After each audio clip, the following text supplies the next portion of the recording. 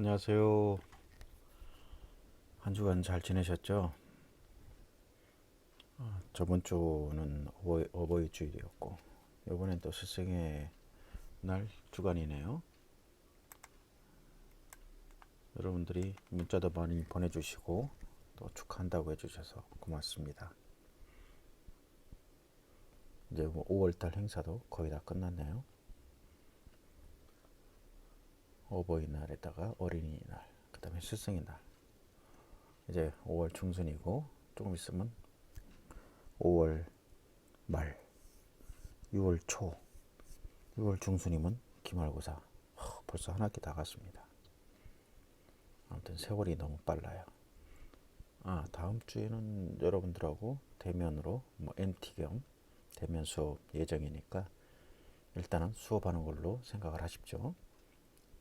내용은 우리끼리 하는 거고 정상적인 수업이다, 대면 수업이다 이렇게 생각하시면 될 것 같고, 혹시라도 교육부에 이상한 사람들이 물어보면 그렇게 한다고 전 꼭 얘기를 해주셔야 됩니다. 자, 오늘 11주차, 그렇죠, 11주차죠. 다문화가정 지원 사업을 계속 그동안 우리가 봤는데, 다문화가정 지원 사업에 대해서 관련 법률, 다문화가정 지원법 여러 가지 많이 있었습니다. 다문화 사회와 건강가정, 지금 현재 우리나라 사회는 다문화 사회로 많이 증가가 됐고, 결혼, 이주 여성들이 많이 증가를 하고 있다고 했습니다. 그래서 현재 토탈로 보게 되면 중국 여성들이 가장 많이 들어와 있지만, 지금은 뭐 베트남이라든지 태국 여러 군데서 많이 들어오고 있습니다. 한국 남성하고 외국 여성의 비율이 가장 베트남이 제일 많네요. 구성비가 36.3%. 여러분들 교재 209페이지 보면 그렇게 나와 있습니다. 그래서 베트남 여성들이 상당히 많이 증가를 하고 있는 추세입니다. 근데 지금은 뭐 중국도 거기에 뒤따라 왔는데, 중국은 이제 조선족 여성들이 많이 들어와 있었죠. 필리핀, 일본, 태국, 미국, 캄보디아 뭐 이런 식으로 있었고요. 또 의외로 한국 여성과 외국 남성의 결혼도 중국이 가장 많습니다. 지금 그 다음에 미국, 베트남, 캐나다, 일본, 호주 뭐 이런 식의 순서로 해서 했는데, 점점 외국인 다문화 가정이 늘어나고 있습니다. 그러다 보니까 다문화 가정의 어려움들이 또한 많이 내재가 되고 있죠. 그 어려움이 뭐라고 있습니까? 가족 공통 문제를 보게 된다면은 뭐 여러 가지 생활 습관이라든지 문화가 가장 많겠죠. 그리고 또 경제적인 문제, 외로움, 뭐 이런 순으로 이제 많이 나오고 있습니다. 문제점이 부부 문제에서도 서로 간에 이제 대화가 안 되니까 언어 갈등에 많이 나타나고 있었고, 또 자녀 양육 방식에 대해서도 많은 갈등 요인을 발생하고 있었습니다. 그리고 성격 차이, 뭐 그다음에 생활비, 경제 문제 이런 게 이제 부부 문제로 많이 갈등을 있었고, 시부모의 문제도 또 특히나 많죠. 특히 이제 우리나라로 들어온 여성들을 보게 되면 대부분 어디로 가 있냐? 거의 농촌 총각들, 그런 사람들하고 많이 결혼을 했기 때문에, 그러다 보면 농촌에는 어떻게 해요? 여러 세대가 모여서 살죠. 특히 이제 부모 세대가 같이 있다 보니까 시부모나 이런 분들한테 대한 갈등을 많이 일으키고도 있어요. 텔레비 같은 데 보면 고부간의 갈등 뭐 이렇게 나오잖아요. 그러면서 직접 시어머니하고 자기 나라에 가서도 이렇게 경험하고 그러는 걸 나오고 있는데, 텔레비 나올 정도 되면은 사실은 괜찮은 갈등이 없는 그런 집이라고 볼 수가 있겠습니다. 액면적으로 나타나지 않은 그러한 문제들, 시부모와의 문제가 상당히 많은 영향을 차지할 수도 있고, 그 다음에 자녀 양육 문제도 상당히 많은 비중을 차지하고 있습니다. 그래서 다문화 가정 지원을 위한 제도와 정책을 많이 피고 있는데, 어떤 게 있냐? 다문화 가족 지원법이 있고요. 그 다음에 결혼 중개업의 관리에 관한 법률이 있었습니다.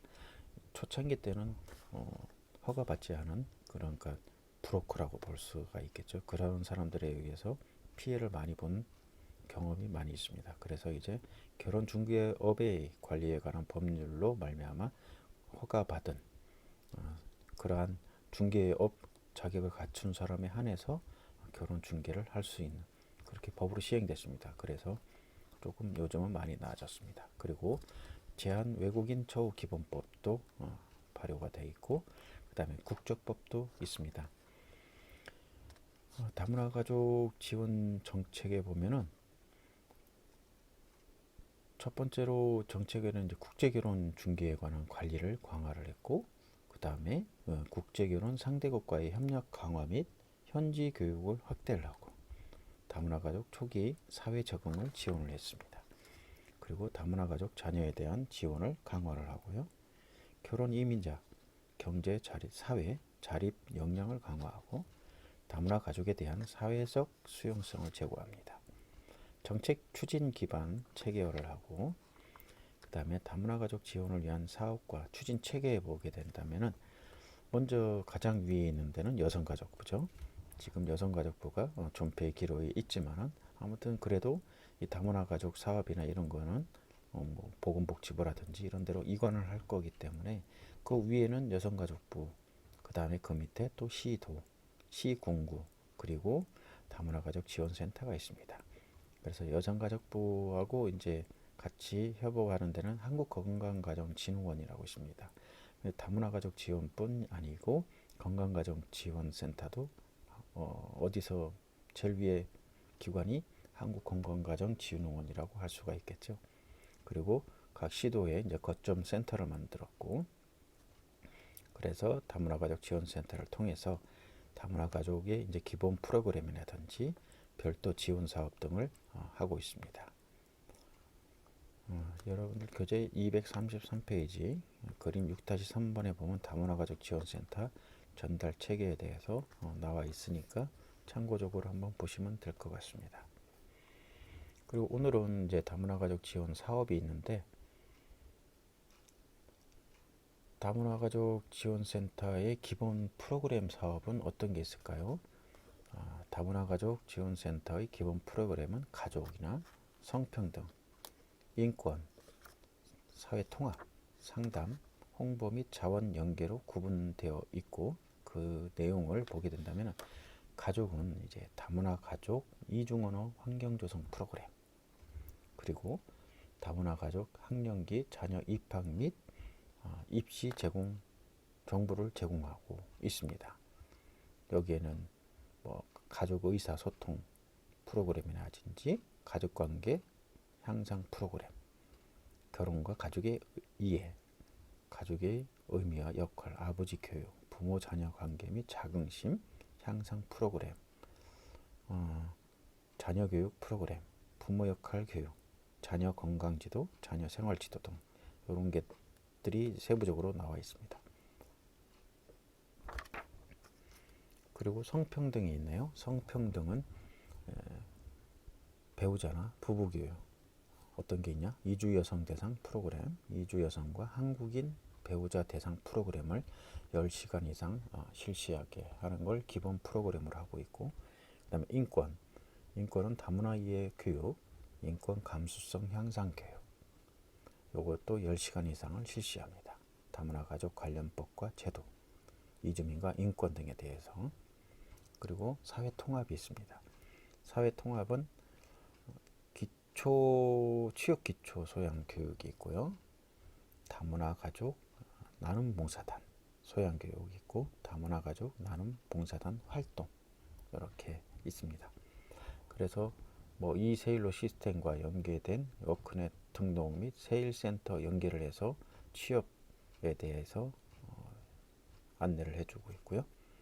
다문화 가족 남는 봉사당 이런 데는 한국 사회 적응 교육이나 소비자 경제 교육, 학업 지원반 운영 및 연계, 다문화 가족 자조 모임, 다문화 인식 개선, 결혼 이민자 멘토링 프로그램 뭐 이런 여러 가지 프로그램들이 있습니다.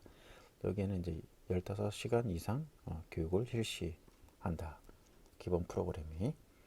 그 다음에 상담이 있는데 가족 상담이 있습니다. 가족 상담에는 개인 상담, 집단 상담, 사례 관리, 위기 가족 긴급 지원, 외부 상담기관 연계 등으로 해서 가족 상담을 하는데 연간 한 80회기 이상 상담할 수 있는 프로그램을 갖고 있고요.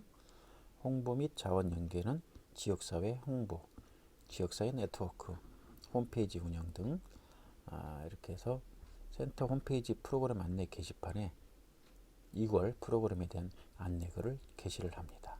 그래서 홍보 및 자원 연계를 하는 기본 프로그램을 갖고 있고, 두 번째로는 별도 지원 사업이 있습니다. 별도 지원 사업에는 어떤 게 있냐? 다문화 가족 방문 교육 사업이 있습니다. 이거는 생활 언어를 익히고 그 다음에 문화를 이해할 수 있도록 체계적, 단계적 한국어 교육 서비스를 제공하고요. 언어, 문화 차이 등으로 자녀의 양육에 어려움을 겪고 있는 결혼 이민자에게 부모 교육 서비스 제공하고, 학업 성취가 낮고 자아 정서, 사회성 발달에서 어려움을 겪고 있는 다문화 가족 자녀에게 자녀 생활 서비스를 제공합니다. 자, 두 번째로는 다문화 가족 자녀 언어 발달 지원 사업이 있습니다.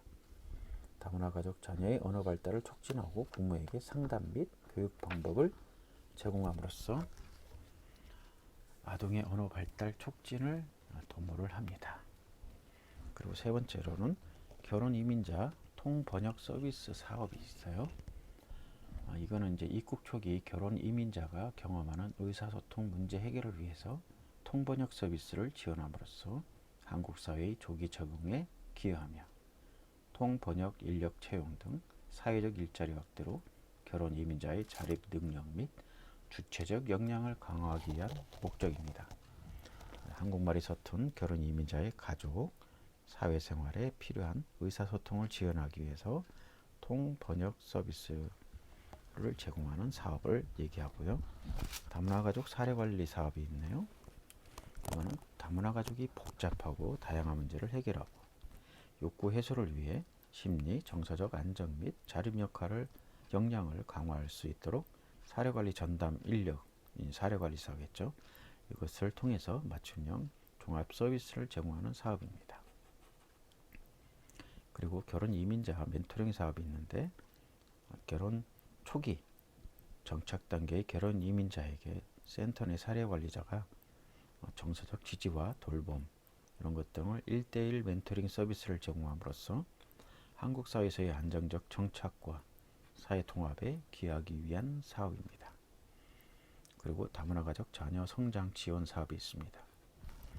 다문화 가족 자녀에 대한 정체성 회복, 사회성, 리더십 개발을 위한 프로그램을 제공함으로써 다문화 가족 자녀의 건강한 성장을 지원하고 부모 자녀 관계 향상에 기여하는 것을 뜻한다고 볼 수가 있겠습니다. 여기에는 수요자 발굴 초기 면접, 부모 자녀 관계 향상 프로그램, 사회성 발달 프로그램, 미래 설계 프로그램, 위기 사례 지원 프로그램, 지역 내 청소년 상담 복지, 청소년 수련 시설 프로그램 등 유관기관과 연계하는 그러한 사업을 갖고 있습니다. 자, 그리고 이제 거점센터는 어떤 것이냐? 시도를 거점센터라고 했죠. 시도별 특성에 맞는 다문화 가족 지원 프로그램을 개발을 하고 보급을 합니다.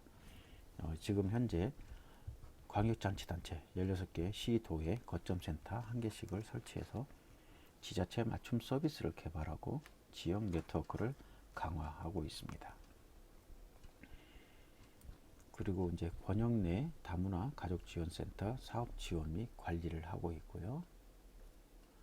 여기에는 지원 교육을 실시하고 방문 교육 지도사, 직무 지식 평가를 실시하고 센터 운영 지원 및 현장 지원, 슈퍼비전 지원 및 실시, 만족도 조사를 지원하고 있습니다.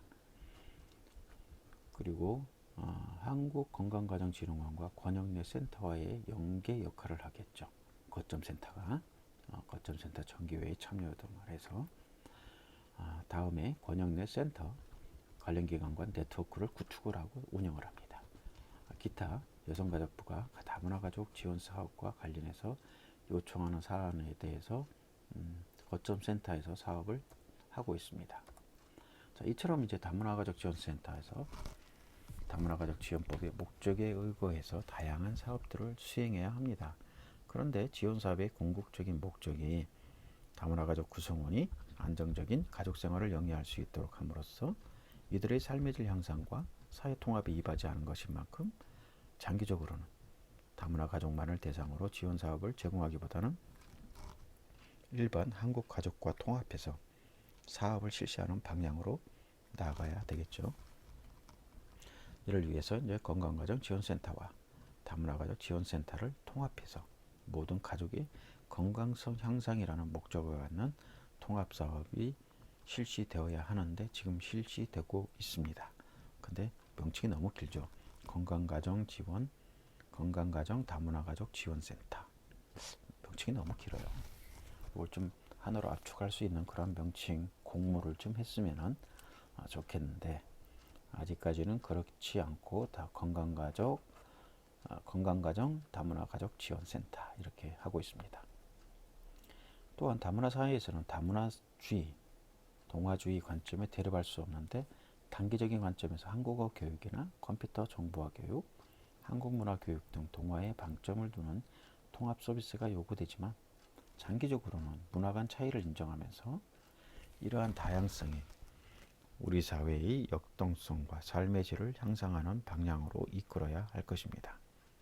자, 이러한 측면에서 본다면 다문화가족 지원 사업도 단기, 중기, 장기적으로 차별화해서 각 시점에서 방점을 둬야 하는 사업을 특화해서 실천하는 게 필요하겠죠. 그러므로 장기적으로는 다문화주의 모형에 따라서 다양한 문화나 가치, 다양한 민족 집단과 그들의 개별적인 언어와 습관들을 그대로 우리 사회에 공존시키는 것이 필요합니다. 따라서 다양한 출신 국가의 언어 및 문화 교육도 확대하며 다문화가족 자녀의 경우 이중 언어를 구사하며 이중 문화 정체성도 형성할 수 있도록 지원하는 게 필요하겠죠. 자, 이상으로 다문화가족 지원센터, 다문화가정 지원 사업에 대해서 봤고요. 이제 건강가정 실천을 보도록 하겠습니다. 하려면 어떤 실천이 필요할까?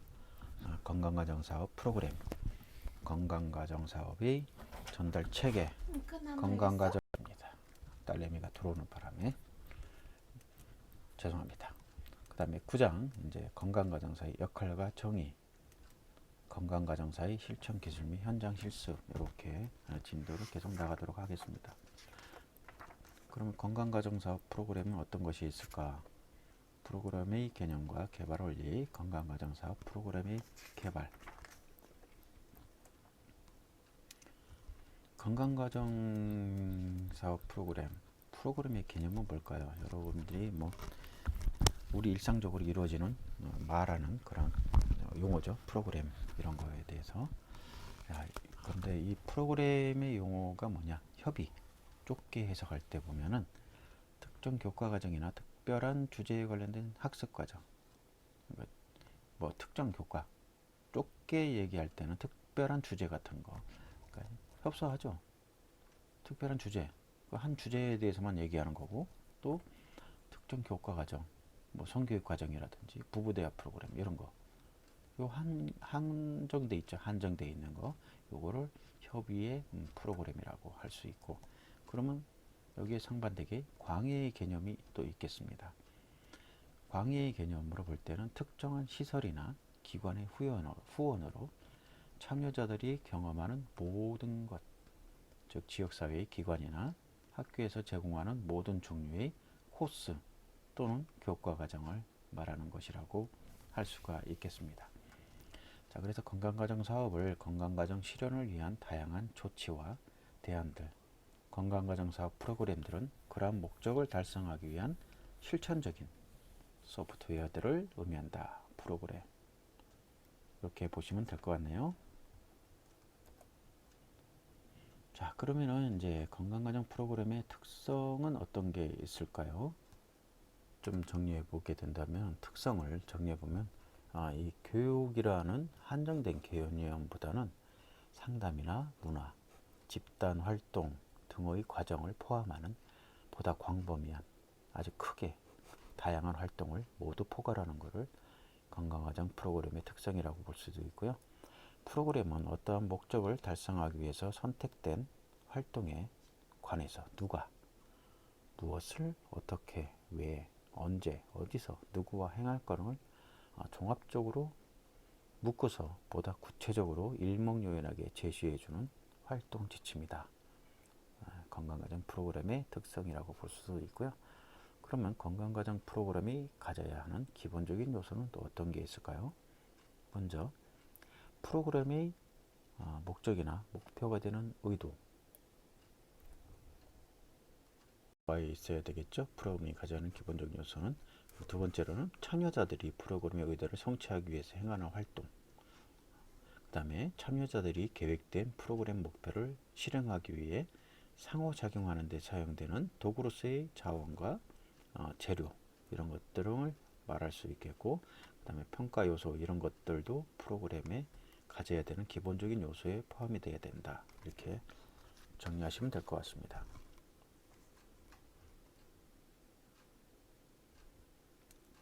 자, 다음에는 프로그램 개발의 기본 원리를 말씀드리겠습니다. 프로그램 개발은 창조성, 현실성, 논리성이라는 기본 원리에 충실할 때 이제 보다 좋은 프로그램을 개발할 수 있을 거로 기대하고 있습니다. 먼저 창조성의 원리를 보게 되면, 창조성은 뭐예요? 없는 거를 만들어내는 거죠. 창조성은 프로그램 내용과 방법의 혁신성 및 독특성과 관련이 있습니다. 혁신성 및 독특성이란 프로그램의 내용과 방법이 다른 기관의 프로그램과 비교하여서 독특한 차별성이 있어야 됨을 의미하고 있습니다.